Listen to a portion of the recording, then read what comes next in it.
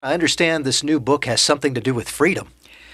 We chose the title First in Freedom, Transforming Ideas into Consequences for North Carolina, because those two phrases are important to us and to the freedom movement. First in Freedom refers to the fact that North Carolina led the way on American independence back in the 1770s, and Ideas Have Consequences is a phrase that's associated with North Carolina native Richard Weaver, who was one of the founders of the modern American conservative movement.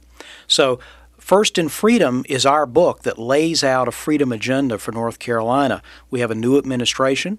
We have a new General Assembly taking power in 2013, a broadened supermajority for the Republicans and a new Republican governor. We thought it was time to offer some new ideas for making North Carolina's economy more competitive and making North Carolina families and businesses more free. What are some of the types of things the book addresses, and why are these things that would help with freedom?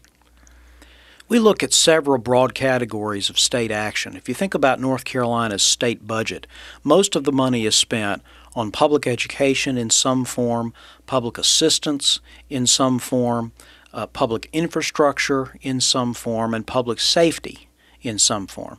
Now, we don't really look a lot in this book at the latter two things.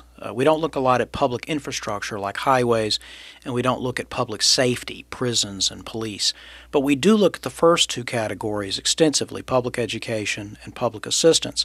And what we look at with regard to public education and assistance is not only how are those services delivered, but how do we pay for them? What kind of tax system do we have to pay for them?